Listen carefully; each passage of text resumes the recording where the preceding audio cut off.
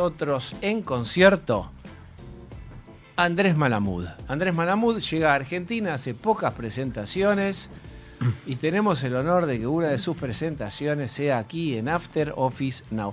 Querido Andrés, ¿cómo estás? Bien, Diego. Feliz de estar acá. Bien, ¿cuándo llegaste de Lisbona? Se llama Lisbona. Oye, sí, en italiano. Sí. Así es. ¿Hablamos italiano? Sí, no, falamos português. Dale, habla en português um pouco. Português de Portugal é muito fechado. Sim. Não se percebe nada. Se tu falas em brasileiro, eles têm uma vogal que acrescenta a cada palavra. Hong Kong, Hongi Kongi. ¿Cómo es la diferencia entre el portugués de Brasil y el portugués de Portugal? El de Portugal no se entiende. ¿No lo entendés? Ahora sí, maceré el oído, pero pasé mucho tiempo sin entender. La diferencia más importante. El brasileño es cantado y el portugués es recitado. El brasileño agrega vocales y el portugués se come las vocales. Y el brasileño separa las sílabas y el portugués junta las palabras. ¿Cómo es, antes de los platos de cómo pensás de mi ley? ¿Cómo es haber estado casado con una ministra de defensa de un país? En medio de 2 guerras. Sí. Fascinante. Soy politólogo. Claro. Mi trabajo consistió en entrevistar decisores. A lo largo de la vida yo estudié el origen del Mercosur, entrevisté expresidentes y tenía que sacarles de verdad mentira. Y entonces a veces uno me decía una cosa, otro me decía otra y yo tenía que triangular con archivos, con diarios. Y acá mi expectativa es que ella no me mentía. Pero cada noche en una entrevista. Contá esto.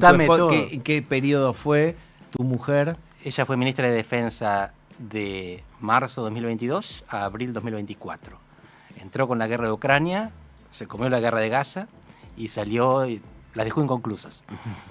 Y fíjense esto, ¿y podía contarte todos los secretos vos como marido? No. Qué fuerte eso, que tu pareja hay cosas que es tu pareja. Pero si soy yo, vos le decís, pero soy yo, nena. Sí, pero no. Me contaba lo que podía y el resto yo trataba de escuchar cuando soñaba la noche. ¡Qué capo! Y vivía en un fuerte, toda una cosa... Sí, no con custodia permanente. El nivel de alerta en Portugal era bajo, así que ella no tenía custodia fuera del horario de trabajo. ¿Mirá? El horario de trabajo era de 8:30 a 8:30, eran 12 horas donde estaba todo el tiempo escoltada. Y me la traían de vuelta a la noche a casa y se iban con mucho pesar, porque ellos trabajan de eso y son muy profesionales. Pero a la noche, el fin de semana, estaba libre, salvo que tuviera actividades. Cuando tenía eventos los fines de semana, cuando viajaba internacionalmente, estaba siempre con sus muchachos. ¿Recomendarías a todos los varones que te están escuchando estar en pareja con chicas o mujeres que son ministras? ¿Es recomendable estar en pareja con una ministra? Bueno, a nosotros nos gusta estar en pareja con gente que admiramos. Está muy bien. Mirá la elegancia con la que sale jugando Andrés. Y a mí me fascina la política. Claro. Así que fue el sueño del pibe para mí. Tenía todo junto, en una persona, en una casa. Era todo. Las escenas que se te puede ocurrir de política, de discusión del presupuesto. ¿Aprendiste algo tan cerca del poder, digamos, el poder real, no en el sentido kirchnerista, el poder... ¿Aprendiste del politólogo al tipo que convive? Además, un ministerio importante. ¿Qué aprendiste? Que yo no sirvo para eso. Contra mis expectativas, yo nunca quise hacer carrera política, pero creía que tenía una idea que podía ayudar. Claro. Y varias veces traté de ayudar. Y por suerte no me hizo caso. ¿En serio? Sí. Yo creo que mi propuesta en algún caso hubiera funcionado, pero la de ella funcionó mejor. Y la mía podría haber creado un problema importante. ¿Pero por qué? Pero esto es interesante. Estamos con Andrés Malamud. Porque vos llevas una idea y es muy teórica, te dicen, bueno, está bien, si estuvieras acá, la realidad es otra. ¿Cómo sería eso? En parte es eso, en parte es que nosotros somos argentinos y ellos son portugueses. Y los argentinos cortamos los problemas y los portugueses los masajean. Y con el tiempo y con la paciencia consiguen resultados que a nosotros... Ellos tuvieron un ajuste mucho más grave que el nuestro. En 2011, ellos redujeron los salarios 25% nominal. ¿Se acuerdan que Machinea quiso reducir el 13% y el gobierno no terminó el mandato? Y no hubo violencia en Portugal. 4 años después se va el gobierno del ajuste y 8 años después te los reponen, es decir, vuelven al nivel anterior. Nunca te devolvieron lo que te sacaron. Y no hubo un muerto, no hubo un tiro. ¿Cómo lo hicieron? Hay cohesión social, hay confianza interpersonal y hay mucha paz en los portugueses. Nosotros somos italianos. Claro. Nos enojamos y pateamos. Le pegamos al coche que se te cruza en la esquina.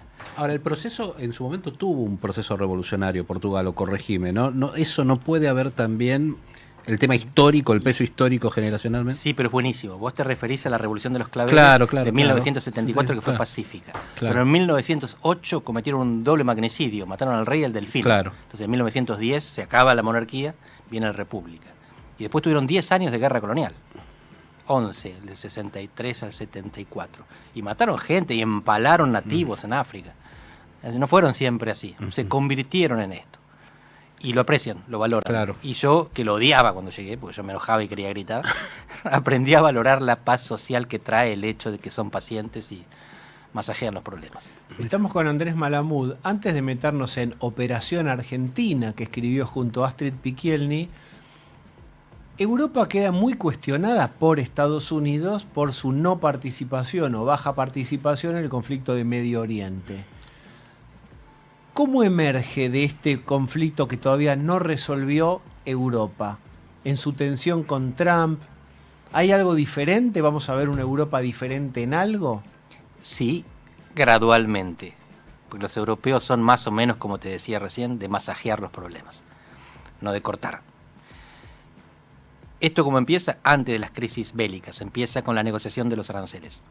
Trump le pone aranceles a todo el mundo, le pone a Europa, y Europa, en vez de decirle no, económicamente somos tan poderosos como ustedes, mismo tamaño del mercado, van al pie. Se reúnen en la cancha de golf de Donald Trump en Escocia, así que es en Europa, pero en la propiedad privada de Trump, y le aceptan los aranceles que él pide, porque necesitan a Estados Unidos para defenderse. Europa es indefensa sola. Sin la OTAN, sin los satélites, sin los sistemas de vigilancia y control, no les vuelan los aviones. Y ahora están empezando a resolver eso. En parte porque se dieron cuenta que Estados Unidos era poco confiable y en parte porque Estados Unidos se está retirando. ¿Y cómo lo resolvieron? Están invirtiendo mucho más en defensa, sobre todo Alemania, que era la potencia dormida. Están trabajando en la interoperabilidad de las fuerzas, porque son 27 países más o menos fragmentados. Están dejando de comprar armas en Estados Unidos muy de a poco y empiezan a comprarse entre ellos. Portugal siempre pensó en comprar los F-35 de Estados Unidos, que eran carísimos, y ahora está pensando en comprar los Gripen de Suecia, los que compró Brasil. Así que invertir más adentro, comprarse más entre ellos y defenderse más solitos. En algunos países del norte de Europa hablan de que vuelva la conscripción. Atención con esto. Pero eso... También lo bueno de la OTAN era que los países bajaban el presupuesto en defensa y por ahí lo podían destinar a otros servicios. Y ahora de vuelta volvemos como que retrocedimos en ese sentido. En ese sentido un poco, pero tecnología dual. Ahora está toda la cabeza puesta en tecnologías. ¿Qué son las tecnologías duales? Lo que revolucionó la guerra de Ucrania fueron los drones. En Ucrania tenés una guerra del siglo XIX y del siglo XXI combinadas. Trincheras, donde morían como carne humana a los soldados, y drones, donde con muy poca plata destruías mucha plata. Rusia se quedó sin armada en el Mar Negro, porque Ucrania le hundió todos los barcos y submarinos con drones. No vuelan aviones sobre Ucrania. Es un mundo diferente. Y ahora Ucrania está apoyando a los países que luchan contra Irán para defenderse de Irán por la tecnología de drones. Y acá un pequeño dato de orgullo. Los drones empezaron en Portugal. Portugal les dona los primeros drones de una empresa Tekever, que la pueden googlear, que a partir de entonces multiplicó exponencialmente su capital, su diseño, y los ucranianos aprendieron con los drones que les regalaron los países europeos y con ingeniería reversa. ¿Qué es? Capturaban los drones que venían de Rusia, que eran iraníes, y los desarmaban para ver cómo funcionaban al revés, para reconstruirlos y mejorarlos. Había talleres gigantescos de drones capturados, donde los tipos los investigaban para mejorarlos. Es una potencia dronística Ucrania. Estamos con Andrés Malamud, que acaba de escribir Operación Argentina con Astrid Picchielli, conocida, amiga, gran profesional, gran periodista del diario La Nación. ¿Cómo es una conversación en donde no es que uno pregunta y el otro contesta? No es conversaciones con Andrés Malamud o con Astrid Picchielli, es un libro a 4 manos conversado. vos entendés muy bien el valor de la conversación. Sí. Parte de tu profesión, de tus dos profesiones. La construcción del conocimiento. Cuando uno da clases, uno da clases. Cuando hay estudiantes inteligentes, uno también aprende. Cuando vos tenés una conversación con alguien que apreciás y que además admirás, que tiene capacidad intelectual, conocimiento y que estudia, entonces el producto es mucho mejor que si hubieras hablado solo. Creo que en ese libro conseguí decir cosas más interesantes de las que hubiera conseguido si lo hubiera escrito solo. En la dinámica concreta, ¿cómo es? Cada uno escribía y se juntaban a pelotear. No. Está buenísimo. O charlamos, Claro, nos esa es encontramos la pregunta, en casa y grabamos lo que nos va saliendo y lo pulimos. Estábamos a 10.000 kilómetros. Así que los lunes a la mañana de Argentina, a las 9 de acá, a la 1 de allá, hablábamos 1 hora por teléfono, todas las semanas. Astrid iba preparando los temas, las preguntas, leía un montón, y yo me preparaba por lo que fuera. Porque Astrid, cuando investiga, investiga. Sí. Los periodistas serios no hay que odiarlos mucho. Sí. Y después tuvimos algunos encuentros presenciales. Cuando yo venía, nos juntamos para ordenar la cosa. Siempre lo pensamos como un libro, una especie de diccionario, un libro de letras. Por eso en los capítulos vos vas a ver que son 7, empieza y termina con Milei, pero los 5 del medio tienen inicios en letras. M de mercado, K de kermesse, de democracia. Operación Argentina, de la ilusión a la casta, diálogo sobre 4 décadas de democracia. Y vos hacés, y lo mencionábamos antes, pues yo te escuché, todos te escuchamos con Pañi ayer, como las dos grandes deudas que hay que reparar. Primero viene Alfonsín y recupera eso que no estaba y que es la democracia. Bueno, pero después falta la otra. La democracia no termina de traer prosperidad y para eso se, entre comillas, contrata a Milei. ¿Cómo es esa línea de continuidad en donde decís, Alfonsín y Milei hubieran odiado que se dijera que ellos eran complementarios, pero son complementarios? Con la democracia se cura, con la democracia se educa, con la democracia se come, decía Alfonsín, pero no fue verdad. Y la gente sabe que no fue verdad. Pero no desaprovechó por eso la democracia. La democracia no perdió su valor, lo mantuvo. Pero además necesitamos curar, comer y sanar. Y no es que Milei lo va a conseguir, pero él responde a esa demanda. O sea, Alfonsín respondió a la demanda de falta de libertades, de falta de derechos. Milei responde a la demanda de falta de resultados. Alfonsín fue un éxito parcial. Nos devolvió los derechos, pero no el bienestar. Milei no precisa ser un éxito total. Esto es algo que aprendí con el tiempo también. Uno buscaba ponerle un tic, una cruz verde o una cruz roja a cualquier gobierno. Y un amigo, Carlos Kennan, un argentino que está en París, economista, muy argentino pero asesora a Macron también, él dice, no es así, hay acumulación. Todos los presidentes dejan algo y llega un momento en que ese algo acumula masa crítica y ahí se produce una transformación. Fíjate qué dejó cada presidente. Y si vos analizás a los presidentes argentinos y mirás 40 años de democracia, estuvo un fracaso. Pero la realidad es que no. Antes de la democracia teníamos mucha violencia en Argentina, en los 70 y en los 80 la guerra. Y si mirás alrededor en América Latina, sigue habiendo mucha violencia. Lo que construimos no está mal. Yo quiero decir una cosa con Andrés Malamud, que muchas veces tuvimos estas conversaciones y yo confieso que desde lo personal me incomodaba porque me parecía como que era insuficiente. Como él nos mostraba lo bueno y nosotros, él desde Portugal o cuando venía a visitarnos, nos obligaba o nos invitaba a mirar los países limítrofes, mirar Latinoamérica. Y uno se incomodaba mucho porque decía, pero esto tiene que ser más rápido, no puede tardar tanto. Tal país que vos mencionás, bueno, pero el Banco Central de Perú, los gobiernos pasan, pero la moneda queda. Y vos nos invitás a decir, che, ojo con que no es tan natural que no haya violencia política. ¿Qué otras cosas vos invitanos a desnaturalizar lo que para nosotros es natural? Genial. Pero ratifico primero esta porque es la más importante, enfatizo. Pablo preguntaba antes por Portugal, que es un país pacífico, habiendo sido violento. Y Argentina también. Claro.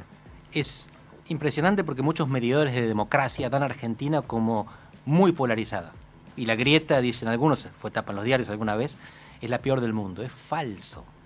La grieta retórica en Argentina es terrible y Milei es un insultador profesional. Milei, Lo que tiene esto de interesante es que no es como Bolsonaro, donde todos los militares de Bolsonaro trataban mal a la oposición y a la prensa como Bolsonaro. A Milei se le permiten cosas que al resto no se le permiten. Si Toto Caputo dice lo que dice Milei, queda feo. Pero en Argentina nos matábamos en los 70, nos matábamos a tiros, no estoy descubriendo la historia, está ahí. Y en el 82 murieron 900 chicos en una guerra contra un ejército mucho más poderoso que el nuestro. La muerte está en la historia cercana de Argentina. Y hoy es inaceptable. La interrupción de un gobierno democrático es inaceptable y antes, no va, bueno, de la Rúa que se vaya. Que se fue de manera desagradable y con muchos muertos. Fíjate que todavía le siguen echando la culpa. Hubo cerca de 14 muertos, cerca de 40 muertos, de los cuales 5 fueron a mano de la Policía Federal. El resto fue en las provincias, policías provinciales. Y no estoy diciendo que son asesinos los gobernadores. Estoy diciendo que hubo un caos generalizado, a partir del cual hubo una reacción de muchos ejecutivos, de muchos gobiernos, no solamente del nacional, que produjo cerca de 40 muertos, que fue inaceptable para la sociedad. El gobierno se tuvo que ir. En Perú tuvieron la misma cantidad de muertos, en Bolivia. Y no se caen los gobiernos por eso, se caen por otra cosa, se caen por la economía, no por los muertos. Estamos con Andrés Malamud sobre Operación Argentina. Como vos sabés, estamos muy tomados por la coyuntura. Y la coyuntura del gobierno hoy es que tiene a un jefe de gabinete muy próximo a Karina Milei y cada vez más complicado, con testimonios sobre gastos en negro que todavía no están justificados y el gobierno no lo suelta o no quiere que se vaya. Con la perspectiva que te da ser más ciudadano del mundo que estar todos los días acá, ¿cómo ves esto? Fuentes y cascadas, siempre terminamos hablando. Lo que veo es la impotencia del Estado para funcionar como debe. Lo de Adorni tiene muchas explicaciones, para mí son sobresueldos. Los gobiernos no tienen capacidad de diferenciar sueldos, de desachatar. Entonces le quieren pagar más a aquellos que más necesitan y lo hacen de manera ilegal o, dirían ellos, opaca, como la CIDE. Los sobresueldos salen de la CIDE. También hay entes cooperadores. Los hubo a lo largo de todo y fueron aumentando durante los 40 años de democracia. Los registros del automotor, pero ahí hay algo más o menos en blanco. Pero los entes cooperadores que funcionan... ¿Qué son los entes cooperadores? Los entes cooperadores son organismos paraoficiales que no tienen que cumplir con las reglas de la contratación y las compras públicas. Yo trabajé 2 años en el Ministerio de Justicia, en el siglo pasado. 2 años no, perdón, 1 año. Año 2001, Ministerio de Justicia. El ministro era Jorge de la Rúa. Y yo cobraba un porcentaje minúsculo oficial, con recibo, y un porcentaje mayúsculo paralelo, con recibo, que era una fotocopia del ente cooperador La Ley, que estaba hecho para eso, para pagar sobresueldos, de manera que no era... ¿Pero constaba tu nombre ahí? Sí. ¿O era un sobre que...? Era la fotocopia y me daban la plata y la tenía que ir a cobrar ahí al ente cooperador La Ley. Y era uno de los tantos. En el Ministerio de Justicia había 4.000 empleados que había dejado Menem, y todos tenían... Y de la Rúa había bajado los sobresueldos, me contaron cuando llegué, a 1/3 de lo que eran. ¿Y ahora vos es una apreciación o una opinión o tenés alguna información? Tengo alguna información, pero tengo información de todos los gobiernos precedentes. Claro. De los sobresueldos que pagaba Cavallo, y Cavallo te dice, pero nosotros les pedíamos que lo declaren y paguen impuestos. Es la rendición ante la impotencia para reformar el Estado. Estás transformando el impuesto en voluntario. Porque si no lo declarás, no pagás. Cavallo estaba en contra de que no declarasen y no pagasen los impuestos, pero él admitía que de esa manera le podía pagar a profesionales que si no, no vendrían a trabajar al Estado. Estos tipos tomaron el Estado, hicieron lo mismo que todos los demás, solo que la campaña para llegar al Estado fue criticar a todos los demás. Hacen exactamente lo mismo, solo que como no tienen la práctica, son burros, entonces me dice gente que está dentro, lo que tienen que hacer con el sobresueldo no es gastarla, es guardarla. Y de eso que guardás el 25% es para protección jurídica, porque vas a necesitar abogados. No estoy defendiendo. No, estoy ya estás describiendo, pero el mecanismo. Está protocolizado. Que decir, mira, vos vas a recibir en negro, guardate en una latita el 25% porque todos vamos a pasar por juicios. No lo podés externalizar, porque esa es plata que te la pagan la CIDE.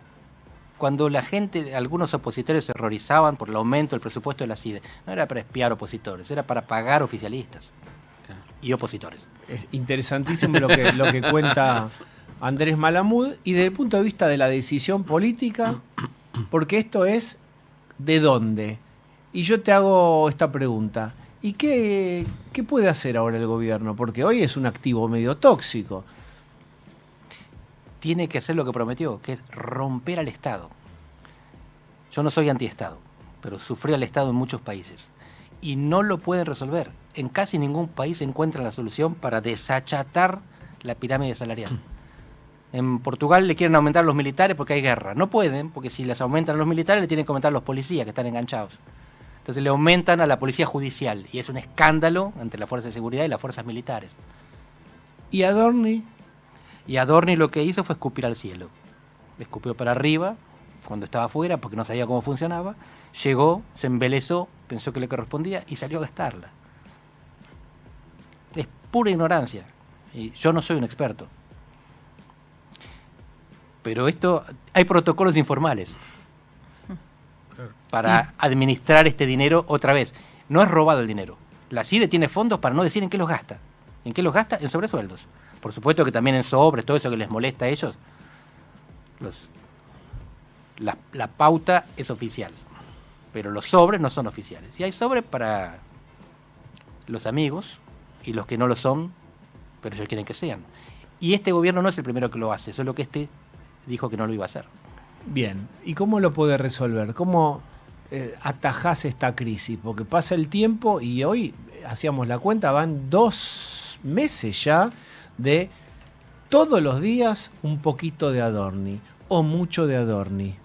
La solución política es sacarlo a Adorni, pero todo el gobierno cobra así. Y el gobierno no funciona si no cobra así. Es un problema estructural y nadie tiene el coraje de abordarlo. Si vos querés funcionarios buenos, les tenés que pagar bien. Claro. Andrés Malamud es así, terminante y contundente. Sofía, ¿tenés? No, que también el gobierno va... el problema con el gobierno es que el gobierno hizo gala de que congeló los sueldos. Ahí está el tema, ¿cómo volvés atrás? Bueno, el medio lo reconoció ahora con este aumento de 125% en 4 meses, para cobrar un sueldo lógico, tal vez con la presión que tienen, y además no pueden tener otro segundo trabajo. Así que es lo que tenían que haber cobrado en todo momento, pero ahora el primer y segundo año de gobierno ellos dijeron, nosotros venimos acá a ajustar a la casta y vamos a congelarnos el sueldo. Sofía, vos conocés el origen de este gobierno, el origen del personal del gobierno. Hay 2 grandes grupos, los marginales, que nunca gozaron de las mieles del Estado, y los tipos que que la levantaban con pala, que Milei lo reivindica, los que trabajaban en la mesa de dinero. Los que la levantaban con pala, o tienen suficiente que pueden hacerlo por la patria, o quieren que les paguen como corresponde porque están costo de oportunidad, se están perdiendo de ganar la que juntaban en Nueva York. Y los marginales se deslumbraron y no tuvieron la capacidad de Yo no sé quién saber a empezó quién con preguntarle. esto, que es maravilloso y se dice así, consumos postergados. ¿Lo escuchaste eso? Pañi creo que fue Pañi. Pañi, O yo se Jacqueline, lo escuché a o Claudio Jacqueline Lini, una uno vez. de A los Claudio dos. Jacqueline de La No Nación sabemos también. quién fue los dos. Que es una maravilla porque es como con una elegancia decir consumos postergados. Es tipo que tenían poca o nada de guita y de repente se atracan bulímicamente con... Bulímicamente es bueno también. Sí. Eran unos muertos de hambre. Y la cuestión del poder y del Estado. Es muy difícil dejar la comodidad que te da el poder. Que no es solamente el sueldo, en blanco o en negro, no es solamente el respeto, que muchas veces no lo tenés, porque es muy difícil estar ahí arriba, te putean en todos lados, el odio se siente, hay que tener estómago. Pero son todas las facilidades, los perks, todos los privilegios que vienen, que no tengas que hacer fila, que en el aeropuerto tengas prioridad, o no te tengas que descalzar. Todo El empezó en un chofer. aeropuerto con la esposa subiendo un avión, ¿no? Bueno, Sí. yo soy ligeramente cholulo, mi mujer es cero cholula, es una cosa increíble, a ella le importa cero, yo no podía entender. Y no tuvo ninguna adaptación tóxica a eso, salvo un par de veces que después de dejar el ministerio se bajó del auto y dejó la puerta abierta. Fue llamada al orden inmediatamente. Pero hay mucha gente que no se va del poder porque no quiere perder el auto con chofer. Claro. Y estamos hablando de políticos que alternan. Imagínense cómo son los jueces que son permanentes. Y esto sería una buena investigación que podrían hacer. Los jueces no solamente son permanentes, sino que hay decomiso de autos. Están todo el tiempo rifándose y repartiéndose los autos de lujo que sacan de diversos lugares. Los privilegios del poder son adictivos. Y si ahora nos alejamos de Adorni, etcétera, y vos te tenés que dar vuelta y explicar en un congreso de politología cómo está este gobierno argentino, los desafíos de la economía, un sector de la Argentina que anda bien, otro que está postergado, el año que viene tenés elecciones. ¿Qué desafíos, amenazas o posibilidades ves? Los manuales se nos quemaron, no solamente en Argentina. Razones. Los chicos siempre supieron menos que los grandes. Con las redes sociales no es así. Un abuelo le pide al nieto que le arregle el teléfono. Los chicos siempre votaron como sus padres, la primera vez. Después hacían su camino. Hoy los chicos convencen a los padres de que voten como ellos. La política argentina siempre se definía en el AMBA, a favor o en contra. Tenías en la capital los antiperonistas y en el conurbano los peronistas. Y hoy se define contra el AMBA. Milei viene de afuera contra la grieta, contra la capital y contra la provincia de Buenos Aires. ¿Cómo se construye a partir de esto? El gobierno lo hizo con mucha habilidad. Y lo que yo me imagino es geometría variable para las elecciones del año. ¿Qué es geometría variable? Ni chocar con todos, ni acordar con todos. Ni hacer todo este año, ni hacer todo el año que viene. Geometría variable en tiempo y en espacio. Es con algunos gobernadores arreglás y no los enfrentás, y unificás las elecciones o las dividís de común acuerdo, y a otros les apuntás a la cabeza. Este año sufrís y el año que viene gastás. Pero esto de sufrir el año par y gastar el año impar es del manual viejo. Yo no sé si el gobierno lo tiene claro. Para mí es obvio. Este año tenés que guardarla para el que viene. Y también me parece obvio que tienen que hacer lo que hicieron y les salió bien. Ellos arreglaron con 5 gobernadores y se pelearon con 19. No es que todo Santiago, todo Carina. Fue un poco de cada. Y lo que dicen que van a hacer es eso. El año que viene van contra los grandes, van contra los gobernadores de la provincia de Buenos Aires, de Córdoba y quizás Santa Fe, y con todo lo demás que puedan arreglar. Pero tenés que tener plafón social y eso depende del poder adquisitivo, de la economía. ¿Cómo ves eso? Porque hay una cosa de termómetro, más allá de las regiones que sabemos ya cuáles son, que van bien, hay áreas conglomerados urbanos que no están con el mostrador medio frío. Hay como una cosa de, che, ¿y cuándo arranca eso? Sí. La opinión pública nacional, o sea, nacionalizada, promediada, separa al electorado en 3 grupos. Los K, que son anti-Milei, los libertarios, que son anti-K, y el tercio que está en el medio. Y ese tercio es mayoritariamente pro rumbo, con dudas sobre Milei. El timonel ¿Está no medido así? Ese tercio que es el que define es pro rumbo del gobierno, pero con dudas sobre Milei. Sí, estamos hablando de tercios borrosos, con gente que circula, pero son fundamentalmente 3 identidades. Y este tercio en algunos casos podría abstenerse, no todo junto, no va en bloque. Pero está de acuerdo con no quiere volver atrás. No quiere el Estado presente que lo encerró cuando no había pandemia en sus distritos. Y acá viene la cosa importante, desnacionalizo. En el interior del país hay 10 puntos porcentuales de diferencia respecto al AMBA. 10 puntos porcentuales de más afinidad con el gobierno que en capital y conurbano. Milei perdió las 2 Buenos Aires en la primera vuelta. Perdió las 2. Salió tercero en las 2. Y perdió la provincia de Buenos Aires en el balotaje. Él no tiene que ganar la provincia de Buenos Aires para reelegir. Pero tiene que reducir la pérdida, ¿eh? Exactamente. Le alcanzan con reducir la pérdida. La Argentina de Milei no es un país donde todos ganan. Es un país con perdedores. Y en la ideología de Milei está bien que los haya. Lo que él tiene que hacer es seleccionar quiénes son y buscarles un responsable. Si la provincia de Buenos Aires se hunde, pero le adjudica la responsabilidad al gobernador, es todo ganancia para Milei. Estamos con Andrés Malamud, que junto a Astrid Picchielny escribió Operación Argentina. Indudablemente tenemos que hacer una línea de tiempo y preguntarte por el peronismo. Digamos, porque nombraste a Alfonsín, nombraste a Milei, ¿qué lugar tiene en el libro, y específicamente un Kicillof o una propuesta peronista kirchnerista en este tiempo y el año que viene de elecciones?